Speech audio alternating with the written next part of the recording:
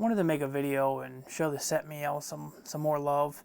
I recently just went out and shot some more of the CETME, and I zeroed this primary arms MD20 red dot in, and I just enjoyed it so much. I was like, you know what, I need to make another video on the CETME L. I'm going to make a video and maybe explain to you as to why maybe you should buy one of these, because I think if you have the extra money, I think you should buy one. So one of the biggest reasons I think you should buy one of these, if you're interested, is if you're interested in surplus. How many surplus 5.56 guns, semi-automatic, or even not semi-automatic, but how many surplus 5.56 guns come in? Not super many, at least to my knowledge. And usually when they do, they're pretty expensive. Not that this is cheap, but I remember back when the Century C93s were coming in, and I wanted one so bad, and I couldn't afford one at the time. That was when I was very first getting into guns. And I think at the time, people weren't really interested in them, and now I think there's people who are pretty interested in them. I mean, it's not like on everyone's top list, but it's a pretty neat gun, and I'm pretty sure it went up in value like a lot. And that's what these guns are going to do, I think. These are surplus guns built off of surplus kits. I mean, it has a new barrel on it, it has a new receiver, but once these kits dry up, I think they're having trouble selling them now. But once, just like they did with the C93s, but once these kits dry up, people are going to want them. I don't know why that is. It's just the way it is. And I mean, it takes AR-15 mags. You can use these polymer Lancer mags. Won't take a P mag, but it takes GI mags and these Lancer mags. Anyways, once these kits dry up, I think the price is going to go up on the secondary market. I don't think HMG is making any more, and Mark Lamar will be making them for another couple years, and then that'll be it. The other reason I think you should get one is because the surplus stuff is still cheap right now. You can get this bayonet. Now the prices vary on the bayonets, but you can still get the bayonets for like 60, 70 bucks. And surplus slings, you can still get those. And I bought this surplus furniture and put on here, and I think I paid like 50 bucks for all of it. It might even been less than that, I forget. But so right now, the surplus is still coming in and it's still cheap. One of the other reasons is, like I said, it's a surplus gun, so it has some cool history to it. This was a gun that was developed in Spain for the Spanish military.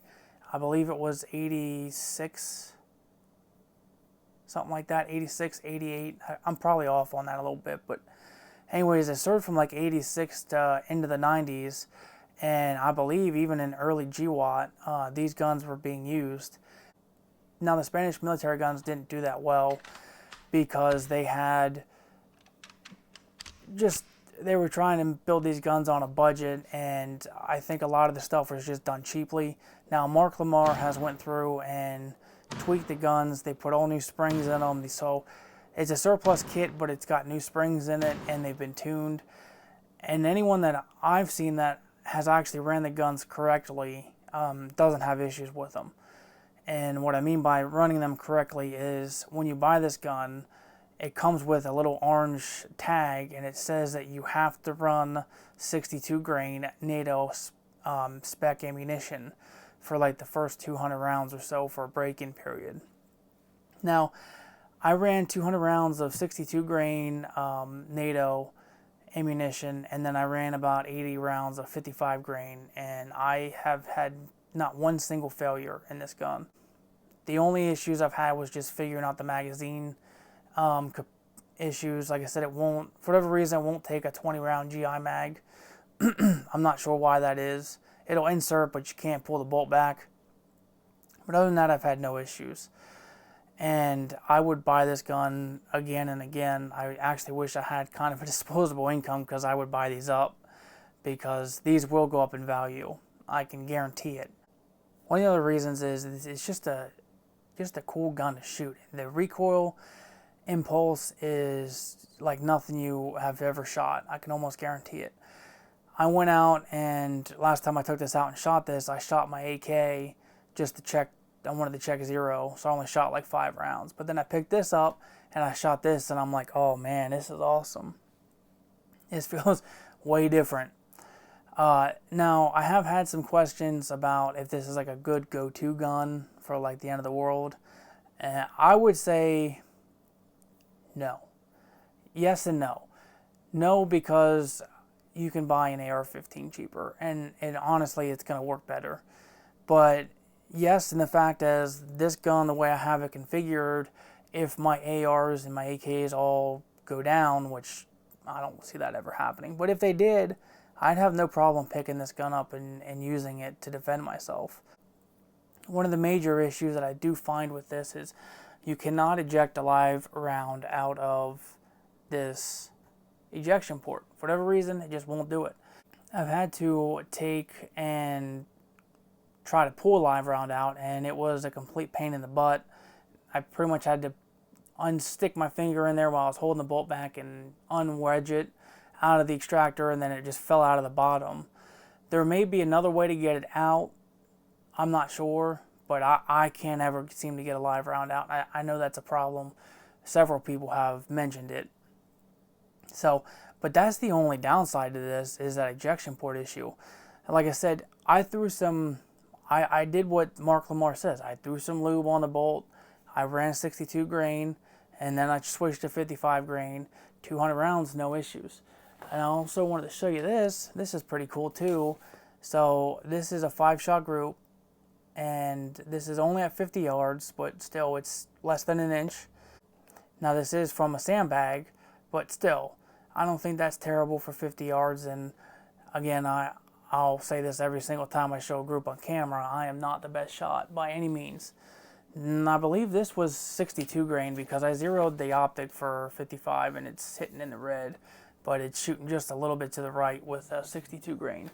So, but these guns are really cool. These, like I said, they come from the Spanish military.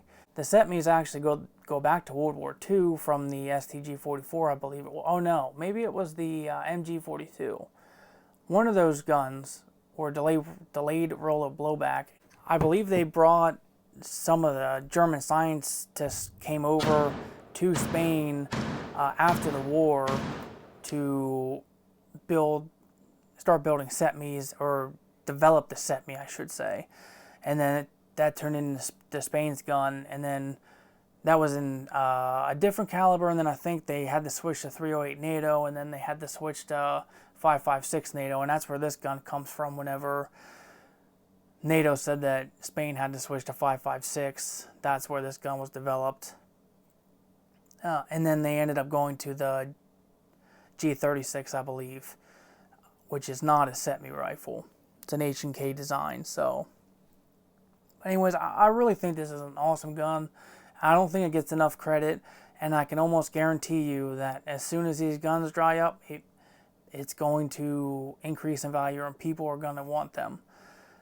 Also, the other thing that I haven't mentioned in any of my videos is this button here is a bolt hold open. So you just pull this is how you charge it. Just pull this back and push this in, and it locks the bolt open. And on the other side, once you reload, this button will be sticking out like that. You just slap that, and it closes the mag, or I'm sorry, closes the bolt on a mag. This gun does not have a last shot round hold open, so I mean that's a little bit of a detriment, but I don't hear anybody bitching about that on the AK. So I have heard people complain about it on here, and I don't understand. Nobody complains about it on the AK, but everybody wants to gripe on this thing about it not having a last shot hold open. So that's not a big deal. I do suggest if you get one, you get one with the rail and put an optic on it, because I really have to put my face on the stock. It's really, really low to try to get a sight picture, and these sights, they're pretty small. Anyways, if you have the extra funds, I really suggest you buy one of these. They're an absolute blast to shoot, very fun, and very cool, and I think they'll become a collector's piece. If you're looking to maybe resell in the future, maybe you want to put some tape there, I don't care. I kind of like the beat up look anyways, so Anyways, have a good day. If you have any questions about the CETME L, let me know, and I'll try my best to answer them. Anyways, guys, have a good day. Thanks for watching.